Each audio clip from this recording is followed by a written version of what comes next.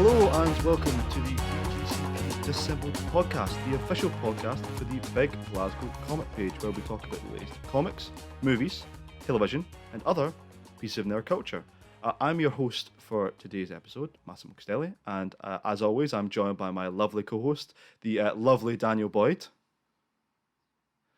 And on today's interview special, we are joined by an actor whose credits include video games and television roles such as Lost Girl, Assassin's Creed Syndicate, and the upcoming Netflix TV series based on Jupiter's Legacy.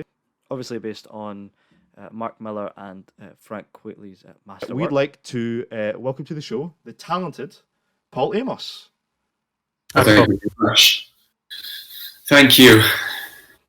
You're both lovely. Oh, thank you so much, Paul.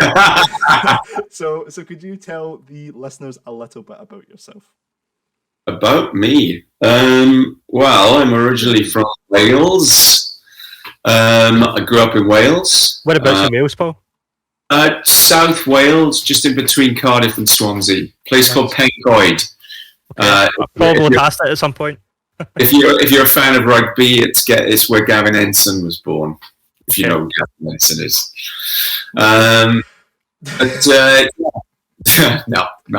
I went to London, trained at Lambda, and did a bunch of theatre for like the Royal Shakespeare Company, and then I moved over to Canada, and I've sort of done TV and film over here ever since, and video games. So yeah, and I'm still living here, and all my projects filmed in Toronto, pretty much. Nice. So a lot of video games are made in Toronto. It's a really busy place. Not so busy right now, but we're kind of in the ultimate lockdown. Right. You know, it's like the different tiers of it. We are in the ultimate lockdown. I mean, we were like that for here for a wee while. Like over here, we're just opening up stuff. We're just coming out of our third lockdown, I think it was. Third supreme lockdown. Oh yeah, you're all getting hammered on the streets now, aren't you? Well, Monday from Monday onwards. Yep. Monday. Oh, it's Monday for you guys. I've got the marks. I've got an alert set on my phone. Yeah, I hear in Wales that they open things up a little earlier too for restaurants and stuff, so that's good. Nice. That's good. We're miles off. We've still got another year to go, I think. Yeah, no, it's one of those things of the kind of the rest of the world kind of reacclimatizing everything and all these places open up. So obviously, kind of during lockdown, many of us were getting fat and drinking a lot and doing all these kind of things, but you did something quite interesting. So I've heard is that you started up a virtual Comic-Con called HomeCon. We did actually. We were the first people to do it. It was Rachel Scarston, who's in Batwoman. She's one of my best friends, and they shut production down on Batwoman. And she just got back from Vancouver, and we were talking via Zoom about the craziness that was last year. And it was I think it was about a week after we went into lockdown. It was towards the end of March, and I was like, do you know what I'm going to do? Because I was supposed to do a bunch of Comic Cons in the UK. I think I was coming back for Bath at the end of the month, and I guess because I can't see any of the fans and do any of the signings and stuff, what I might do is I'll go on my Instagram and I'll basically ask people to write in or request, and I'll do a Zoom chat every single day with somebody just for free for like 20-30 minutes, to sort of get through it. So I had a week schedule of somebody that I would call every single day, and the fans responded they were like, this is amazing, it's amazing you get to do this kind of more intimate chat with an actor. And I was like, Rach, how about what if we did this as like a Comic-Con, and then instead of signing autographs, people could purchase Zoom chats, and we could do Q&As. So then I got a team together of people that I thought that might be able to pull it off, and within, I think it was 3 weeks, we did a full-on 2-day virtual Comic-Con with 48 guests, We had like 8 different shows. We had panels each day, and then in the background we were doing like the Zoom chats that we were raising money for charity. So we did that 3 weeks. I think that was the 10th of April, and then we did another one a month later, which was like way bigger. And we had all kinds of people on there. We had whole casts of of different shows, and some really high caliber people on there. Like Michael Rooker was there, Nathan Fillion. Some big names. Yeah, and there were a whole cast of all the different shows. So it was really, really cool. We raised, I think, all in about $250,000 for PPE, frontline workers. Nice. So yeah, we did 2 of them, and then everybody kind of copied us of doing it, and people, are now just making money doing those things. We just did it for charity.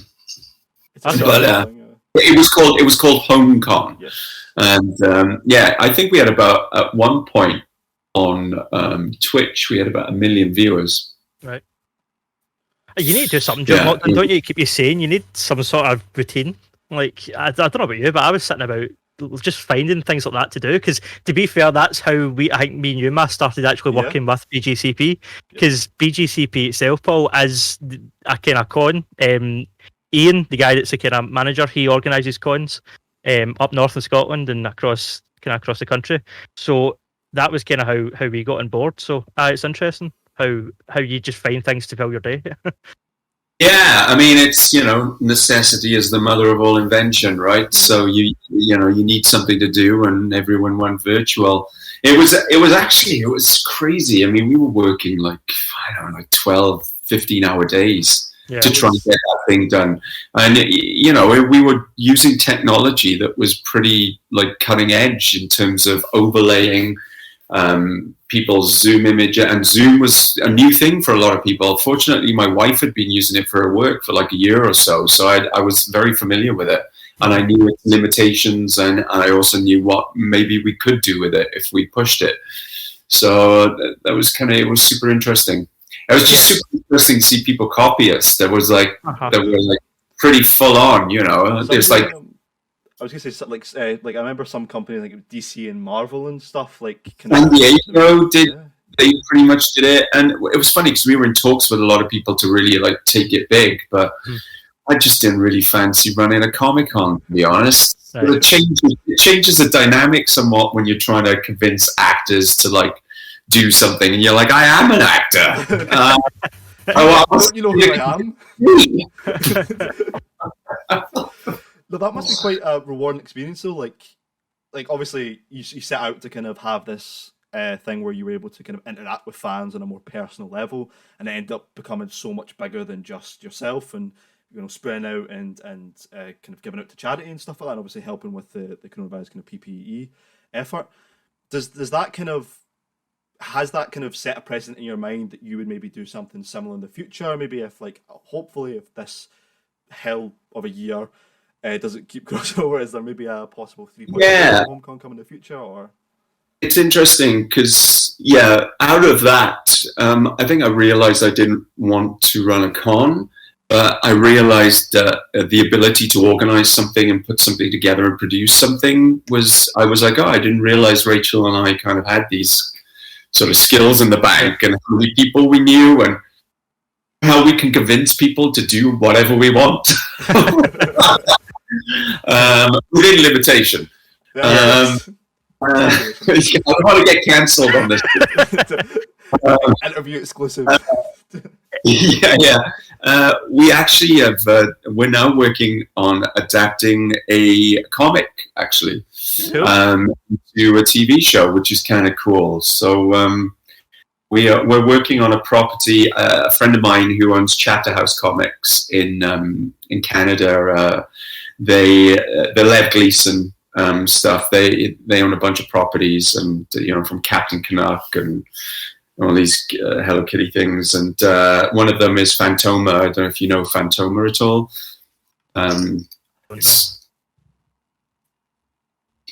Phantoma was like the first female superhero ever. Wow.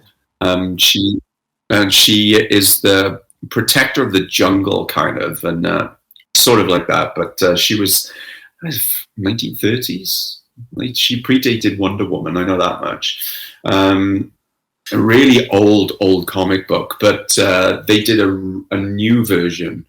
Ray Falk did a new version that was sort of set in a border town in Texas, between Mexico and Texas, and it's about this young girl whose sisters go missing, and all of a sudden she gets inhabited and possessed by this ghost called of Phantoma.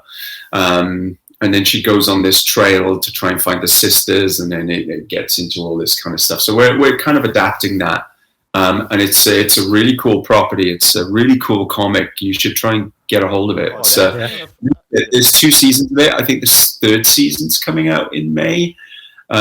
So yeah, we've basically moved our efforts over to that, and we're really enjoying that. It's a little bit more of a creative process where, seeing what it takes to adapt a comic book into a sort of a season format.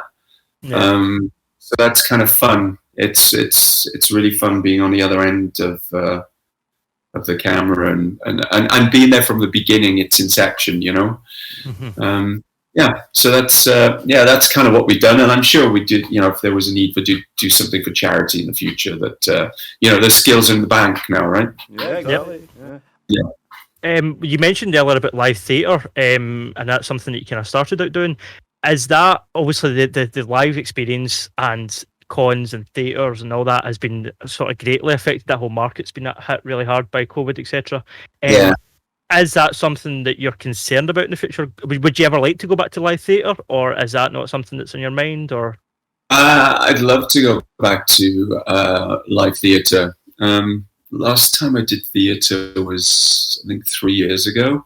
But then prior to that, it was nearly 10 years. So, right. I'd love to. There's nothing better than the live experience, right? That's the great thing about comic conventions, is that it's, the panels are a little bit like ad-libbing. It's like improvisational comedy at times. Mm-hmm. If you do them well and you're with a cast that you trust and you have fun. When we did Law School, we would often travel in groups. There'd be 2, 3, or 4 of us doing cons, and sometimes the whole cast in places like Dragon Con and Fan Expo. And then when you get to a point where you've been working with people in a show for, we did 5, essentially 6 seasons. So that means we've been working together for 7 years. Mm-hmm. So all of us had a really good rapport with each other in terms of the core cast, and the show itself, Law School, was a very liberal show in the sense that you got to do lots of different styles of acting, from comedy to drama to slapstick to everything. So by the time we got to the Comic-Con, and you've got this stage, and at times, in the big ones, you could have anywhere from 800 to 3,000 people watching you for an hour. So we used to have I used to use that as a kind of a performance of live theatre as such. And we used to do some crazy fun things. So I kind of really miss that.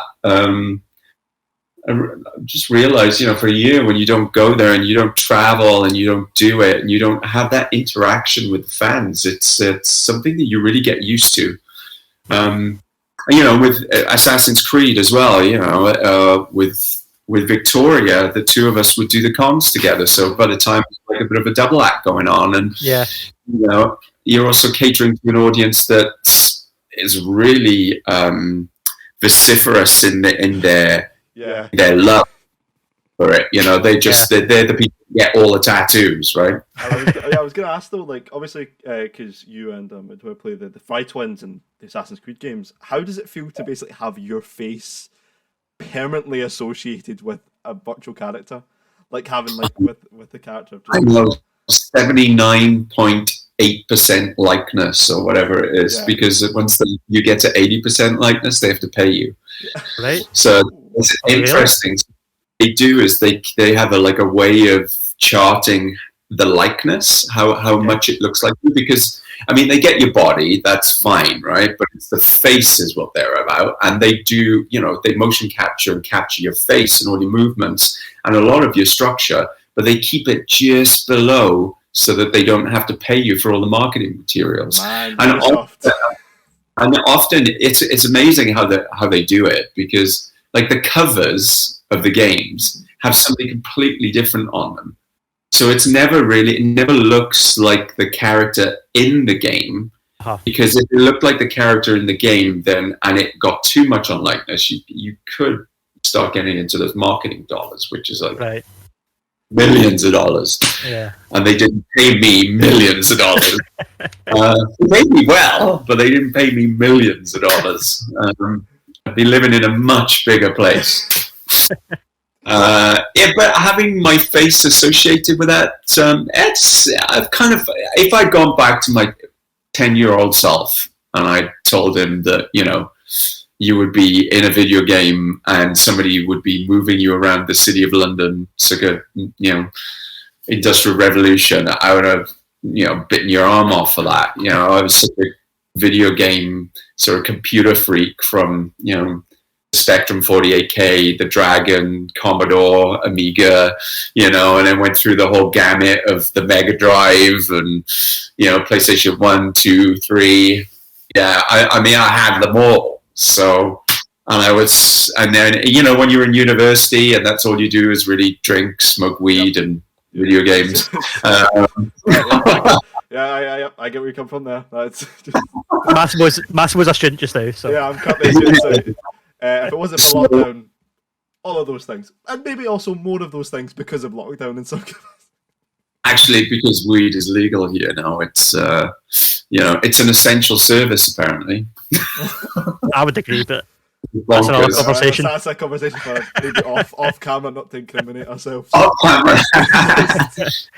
It's okay. It's legal here. I'm allowed to say these things. Fine. Yeah, we just get a VPN. Just make sure we're in Canada. Just to... No, but I loved it.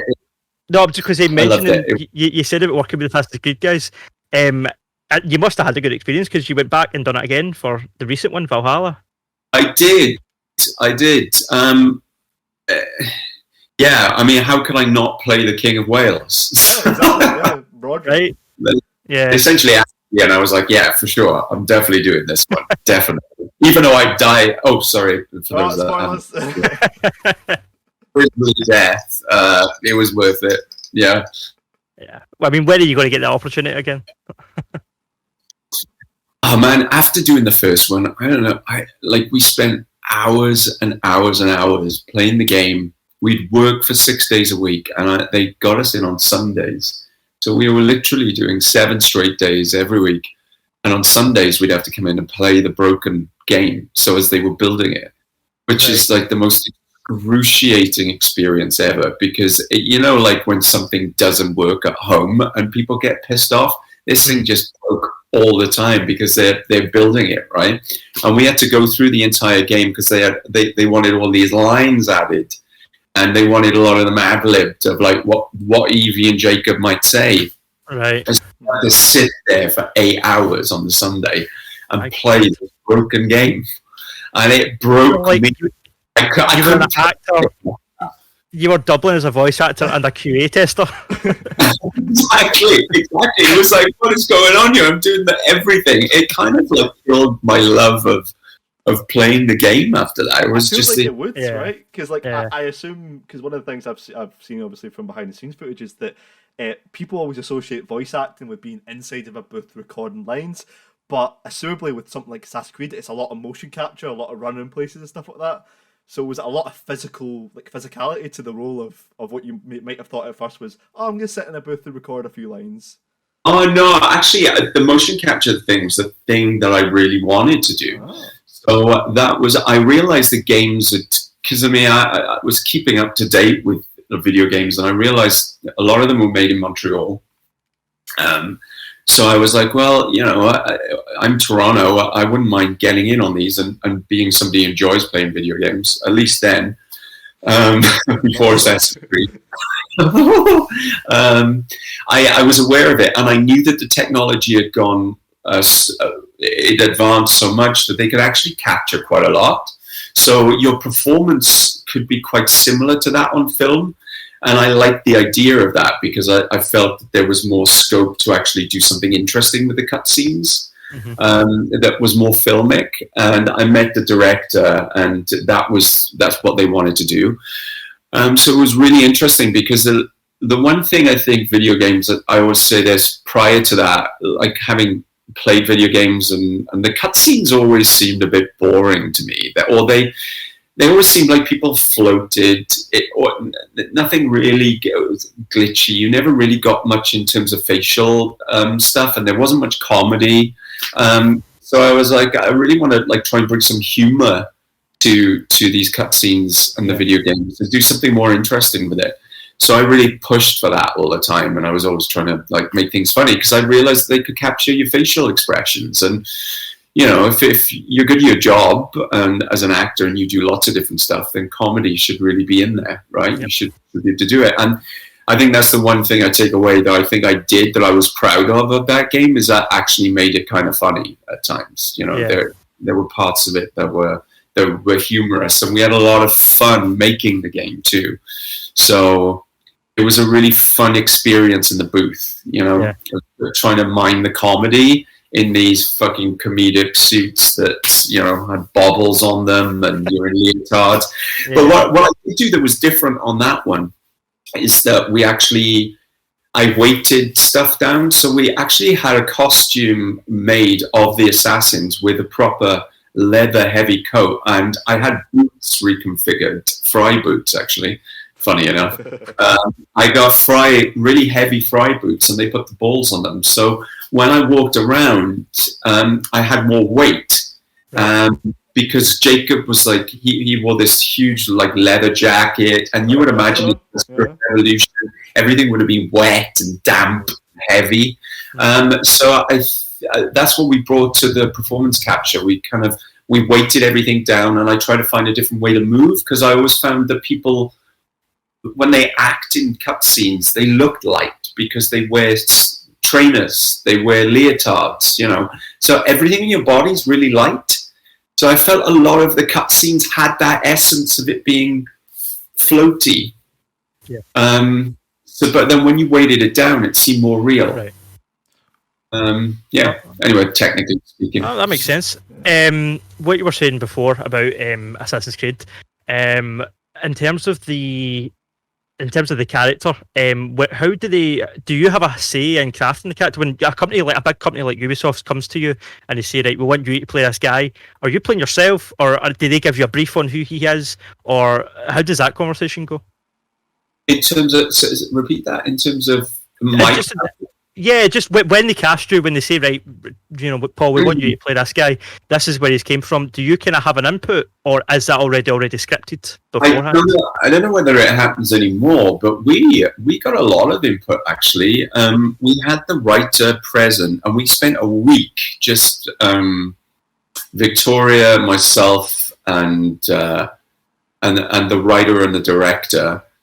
We were there, and we mined the characters. They had a whole idea of what they wanted, right? Yeah. And it's a huge game, and you know, people don't realize that, you know, it takes like 3 to 4 to 5 years. So by the time I was there, a lot of decisions have been made by marketing even, because they have to in advance get ready for the whole thing. So it's funny because I always said there was marketing Jacob and there was game Jacob.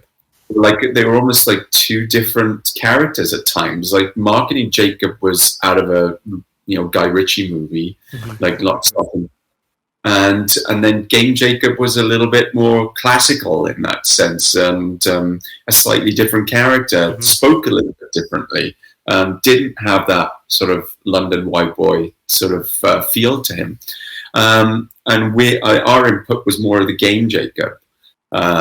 Where we got to, you know, mine a little bit about the father and all that kind of stuff, and the storyline and what their relationship was like. We did a lot of that movement work, kind of like how they should be, how they should act, what they sound like. you know, what they would be, the eagle stuff. And we just did a lot of posing too, to be honest. We did a lot of that stuff, you know, that when you're looking down over the over fucking Big Ben or whatever, you know, and you're looking down. So yeah, it was cool. It was cool. We had a fun time. I felt like we really owned those characters, which is, I'm not sure whether that happens as much anymore. Not in AAA gaming, I don't think. No, I think they've walked back a little bit too in terms of the cutscenes themselves aren't. I don't think that the involvement of the motion capture, I think it's a little tighter than it was than when we did it. We did a lot of. We filmed that for 4 months in motion capture, and then we did like another 2-3 months in the booth in terms of just doing all the lines, the big 1,500 page script with all the O notes and that, all that stuff, all that stuff, hours on end.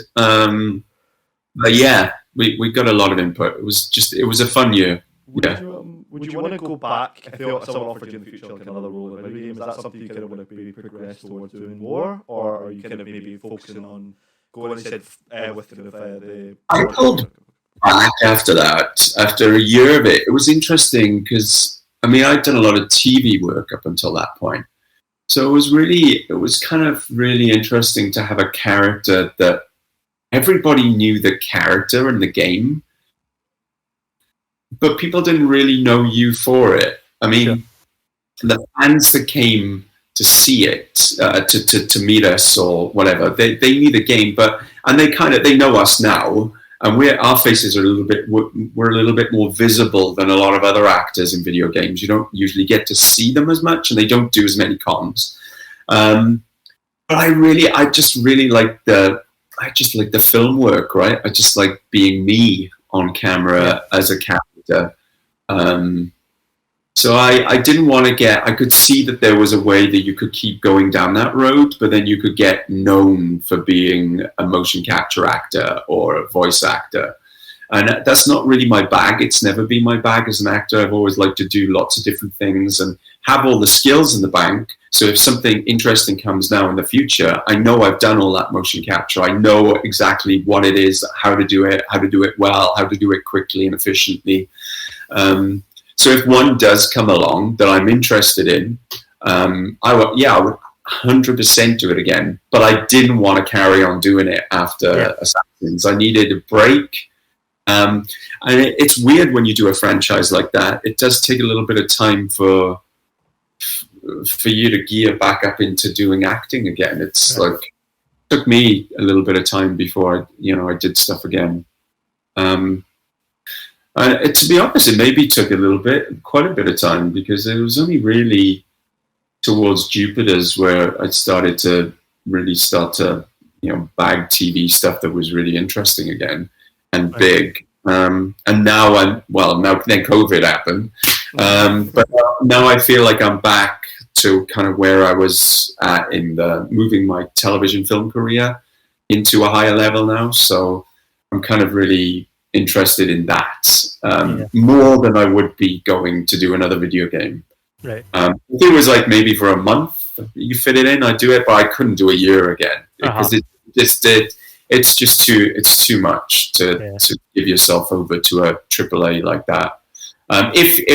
If you do TV and film work, I think if you're just a voice actor, and I know Victoria's made a great career for herself doing lots of other stuff in voice and motion capture, and fair play to her. Yeah. But yeah, it's not for me. Yeah, it sounds like quite a commitment. Especially now, I mean, I think things have changed, because as Massimo was saying earlier, it used to be a case of sitting, with a mic like this in a booth and just recording some lines. But nowadays, I think a lot of voice actors that done it before aren't able to do it now, because it is so much more of a physical role. But I don't think anybody can accuse you of not being, variety, Paul. I think in fact you've done, film, TV, and video games and theatre.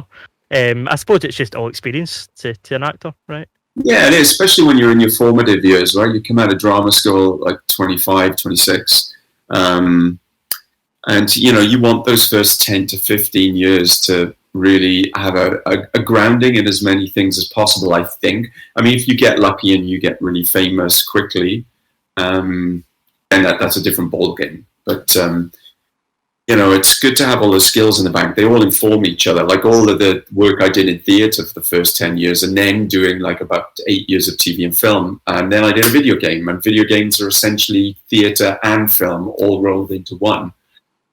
So there was a lot of things I could pull off the things I did in order to be good at it and do a good job. So yeah, and again, and I'm sure in the future again, as if you get into like more VFX, green screen, motion capture stuff, that's those skills are the same skills. So I feel very confident that whatever got thrown at me now, it's there's no issues at all.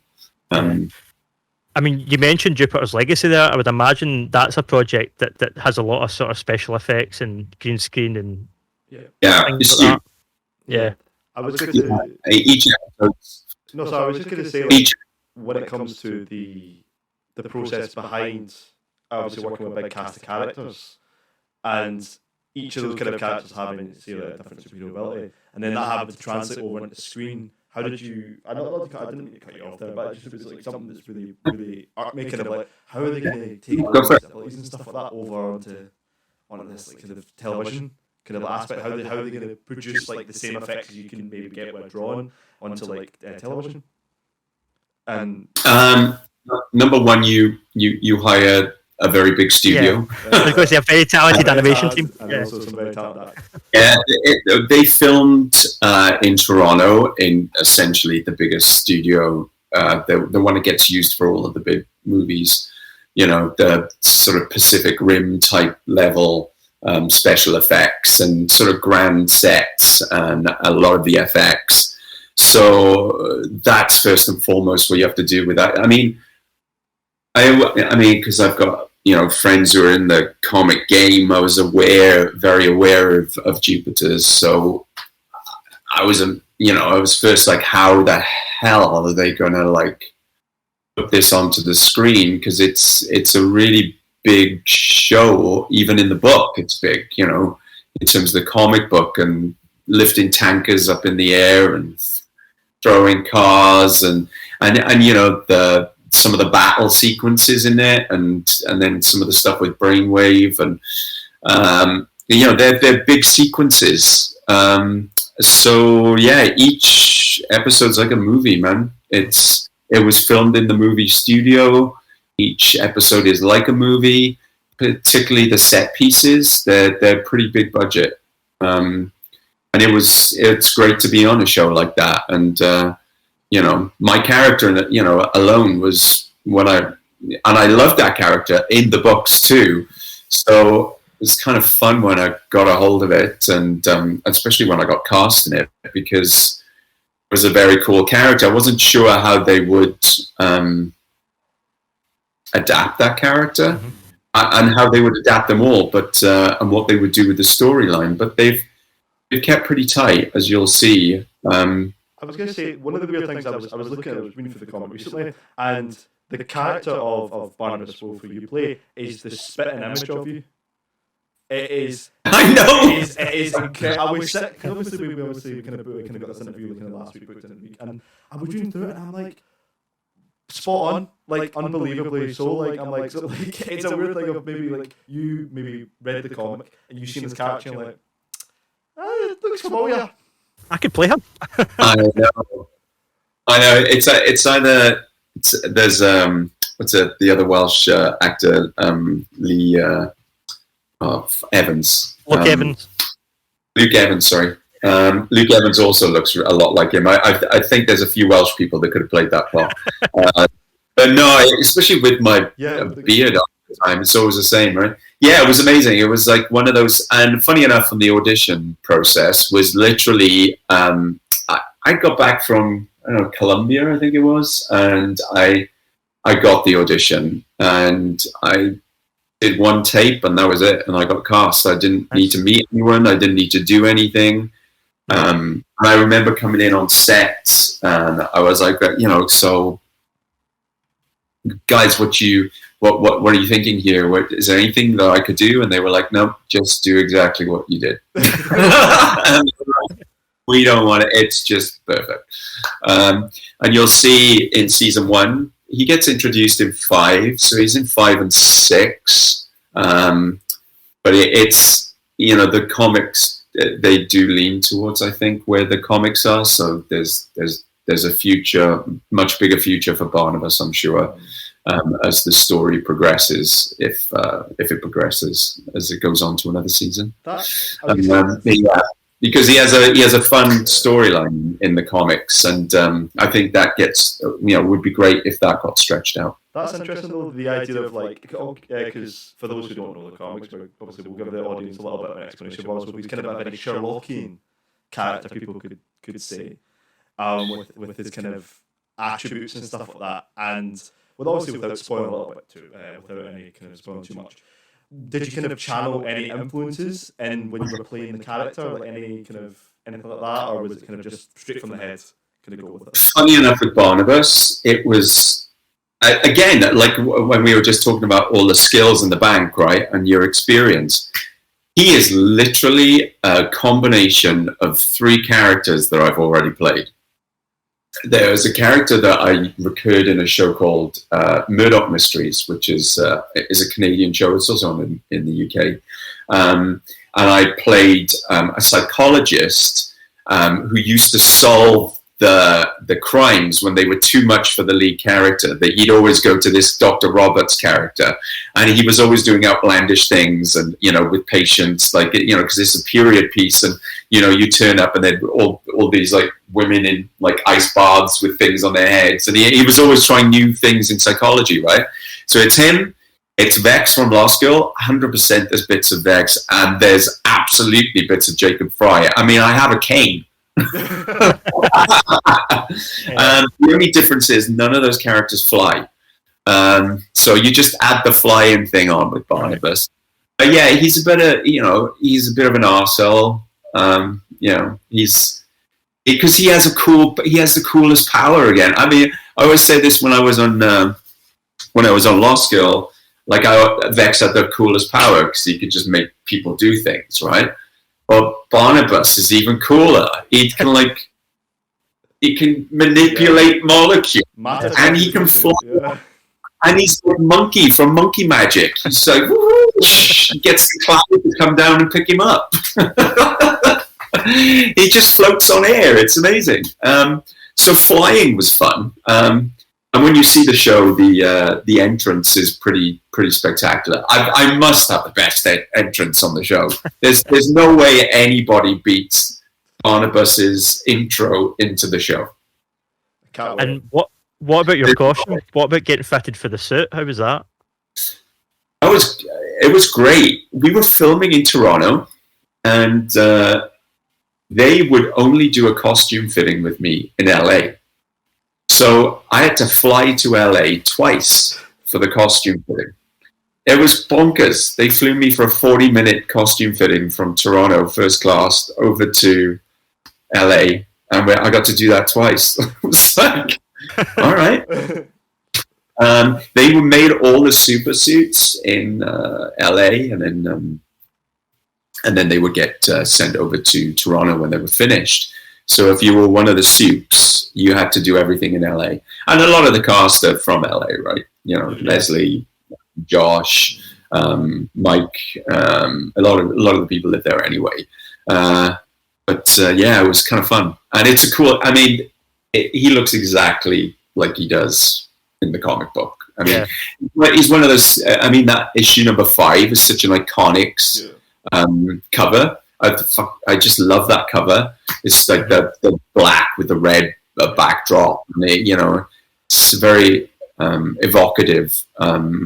So I try to keep the essence of that. And he looks like he's gonna mess with you on that cover. He looks like he's got power. He's and that's what I try to bring to the character as much as possible. That's an interesting thing, obviously, because you mentioned it's obviously comic book, and you kind of try and keep the comic book accurate. You obviously know this is under the watchful eyes of fans of the comic, and like the comic book fandoms can at some points be very vicious with their the properties. Like, have you had any sort of Like, can anyone give you advice of how to deal with that? Kind of almost this like fan anticipation. No, I mean, I did. I don't know if you know the comic books Captain Canuck. They're kind of quite big over here. And Richard Comley. Well, I did the animation series, and I played Mr. Gold. Yep.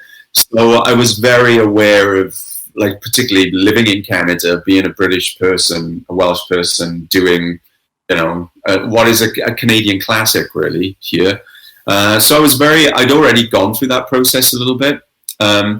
But, with Miller's Jupiter's Legacy, that's in the past 10, 15, 20 years of comic book creations, that's like really one of the classics. Mm-hmm. It was so well done. Yeah. Such a great story. And there are people that really love that, really love it. And, I think they also love the darkness of it. They love the storyline, the characters. It is a bit GOT for superheroes. It's a dark storyline that you don't get that dark in comic books usually. So I think that's to come. It's tricky, right? When you're on Netflix, you've got a lot of setup. And you've got to set up this franchise, and not everybody knows it either. So it's, and yet it's a Netflix audience. So I think you can't go too far out there with what the comic book does, because it's quite graphic at times. But I think they can maybe lead the audience there by a season 2 or 3. I feel like a season 2 could be a bit like The Empire Strikes Back for Jupiter's Legacy. You know what I mean? It's a much darker second season, because the storyline kind of goes that way in the books. Like, especially the first edition. There's some dark stuff in there. Oh, yeah. There's some horrific images in there. In the book, in the comic, Barnabas is obviously a kind of former villain. What is it like playing that role, playing a role that's somewhat sinister? I take it you've played villains before, but... Yeah, my thing with villains is that, I always like a redemption story, right? So even like with Vex, who at the beginning in Lost Girl was like a baby killer, by the end of it, he'd been redeemed. I don't like to play full out evil people, and I definitely like to have fun with the characters. Yeah. I always think you just got to make people laugh a little, and you can get away with a little bit more. And then when you do bad things, they seem a little bit worse, because you kind of like the guy that is doing the bad thing, because he's made you laugh, or So the thing with Barnabas is that's what I kind of try to do again. Even though he's an arsehole, even though he thinks he's, the best guy in the room always, is he really that good? Is he really that clever? Can he really use the power that well? I always like to, if you can think, maybe he's not as good as he thinks he is, but maybe he is. And, just that idea of messing with people constantly, so that they never really know where they are with the character. I think those are the characters I love the best. Yeah. And I think people gravitate to that, as opposed to just playing it straight down the line, like I'm an evil superhero villain, it's boring really quickly. Every villain's the hero of their own story, aren't they? So always. I think Barnabas is a bit more of a hired gun as well, right? I don't think he's on either side as much, and I think he knows everybody, so he's a bit more of a mercenary in that sense. And like if the money was good and there's something in it for him, and I think he's got a little bit of darkness as well. There's something else going on. I don't think you really know where he's at, like what he's into. And in that sense, it reminded me a bit of Vex in Lost Girl, where you don't know whether he's straight or gay or bi, or like you just don't know. Like he could be into like dark, weird shit, but maybe he's not. Maybe he's just like a monk. I don't know. You never know. You don't know with Barnabas. So when you've only got 2 episodes, like one pretty big one, and then you've got that time to layer that character quickly, right, for the audience to give them a sense of questioning those things that they want to know more. That's what you've always got to do, I think, as a character. You can't answer all the questions. You you've got to give them questions with no answers almost. Yeah. And they have to keep coming up with the answers and as the show goes on. And even for yourself as an actor to make it interesting, you know, especially on a series long thing, right? Because you could potentially have like 3 or 4 seasons, you know, so that's hours and hours and hours. And if you manage to get like an hour or 2 or 3 hours of like a good arc of a story, and your scenes are good and your character's good, it can be a really fun journey. Yeah. I was gonna say, as obviously the character, as you said, is you're not completely sure where he's at with if he's a good guy, bad guy, mercenary, monk, whatever it would be. Like as a character, and obviously looking at his comic book counterparts side by side. I know obviously we talked about kind of adaptation and stuff, and you mentioned earlier on they can't stray too bonkers with it. But with a character who is kind of evil, do you get to play around with that kind of little bit of like with what he does in the comics, which is some sinister shit of he gasses a whole room at one point in the comics of a building and stuff like that? Yeah. Do you get to do those kind of slightly villainous things in this show? Like in general, or is it kind of like Netflix set the parameters of no, we have to have him be slightly more likable kind of thing? Well, well, it depends where they go, right? If they continue down the line, and I know Mark has kept pretty close to some of the real key set pieces in the books, that I'm sure some of that really evil stuff is to come. You see where Barnabas has been brought in to help out, you know, in Jupiter's to help them, and he's been brought in by Walter. So it's a bit more of a setup, setting Barnabas up as like, you know, this is the guy who's clearly going to come back, and well, hopefully, unless I do a terrible job and everybody fucking hates the character. There's always, you know, that happens. That I'm sure some of those key set pieces will be in there. I mean, in the comic books, when the girl, the super tall giant woman, I mean, would be kind of a really crazy set piece to see in a show. And the chase down on Chloe and Hutch is a pretty big part of that. So it's a key set piece. So it'd be fun to see those things brought to life for sure. And you start to see Walter and Brandon become the villains of the show as well, right? They kind of start to own it more. I shouldn't really say that, should I? That's a bit spoilery. It's fine. This is going out after the show comes out, so I feel like... Yeah. How much is covered in the first season? Do we get the first full trade paperback, or is there a wee bit less than that?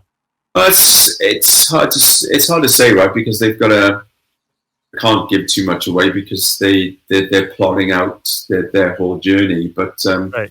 You know, some of the key pieces are definitely in there, and a lot of the key characters, most of them, if not all of them, I think are pretty much in the show. And then they've added a few, obviously, right. To round it out because it's TV show now. But that's you'll see. It's or you've seen. I don't know. This work.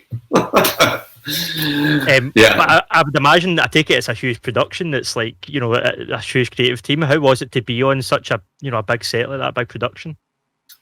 Great, because I mean, I've been on. I don't think I've never done anything that big.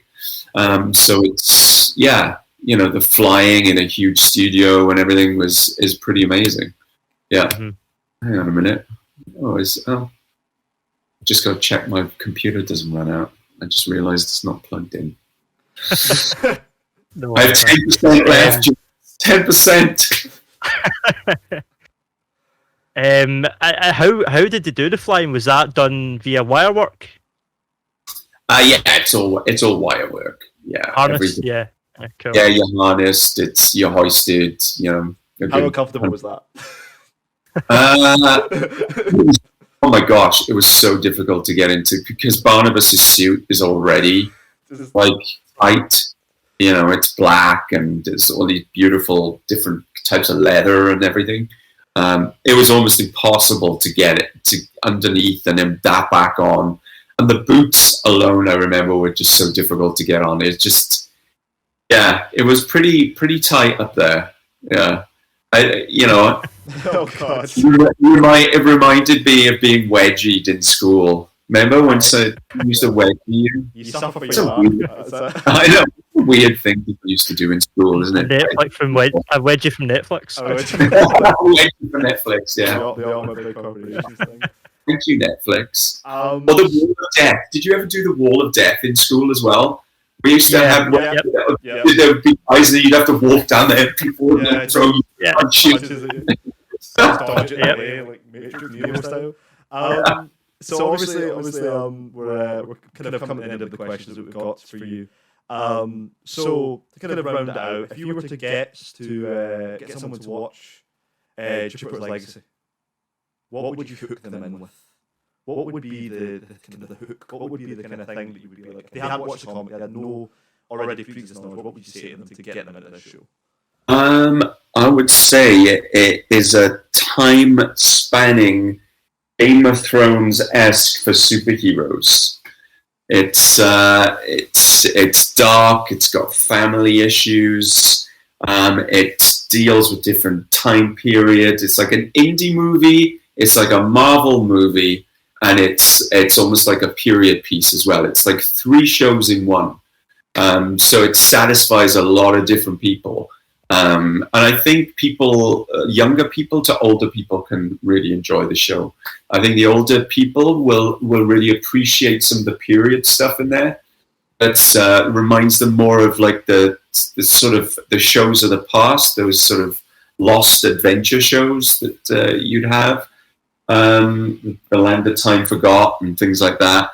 But then at the same time, it's just a huge like Marvel level superhero show with people with crazy powers and flying. And it's also an indie drama about like a family just not getting on anymore and living up to your parents' expectations. So it's got something for everybody. Yeah, very excited. Yeah, Is there anything else, Paul, that you would like to tell us about or plug? Any upcoming things you're working on, or is there anything that you can even tell us about? Or no, I think I mean Jupiter's is the big one. I mean, COVID kind of scuppered a lot of stuff last year, and we spoke about Phantoma, which I'm really excited about. And recommend people read that comic book. It's awesome. I will. Might get a review for the site done. Maybe we can link it to this podcast so you can have more people. Yeah, it's on the Lev Gleason website. So Lev Gleason they have a ton of titles on there, and Phantoma's part of that. And she's part of another universe with Captain Canuck and Freelance and all these other characters. So that's worth looking at. I have an animation series that'll be coming out on Netflix as well. That's really super cool. It's kind of Harry Potter-esque. But other than that, hopefully we go back to Jupiter's. Mm-hmm. People like the show when we get a season 2, and then I get to explore Barnabas's villainy. Ooh. Fingers crossed, man. That sounds awesome. So I'm gonna round out here. So thank you so much for being on here, Paul. Thank you so much. You're very welcome. Cheers. And obviously, so this has been the BGCP Disassembled podcast. I hope that everyone is going to have a great week, great day, and you can find us on Facebook at BGCP Comic Con. You can find us on Twitter with the same handle, and also on Instagram, because we have one of those now. Getting with the times. So everyone out there is listening, have a great day and have a great week. Goodbye. Cheers, Paul. Wicked. Thank you for listening to Disassembled. You can find more news and reviews on BigGlasgowComicPage.com. And don't forget, you can also find us on Instagram, Twitter, and YouTube as BGCP Comic Con. Make sure you also subscribe on your podcast provider of choice for new episodes every week.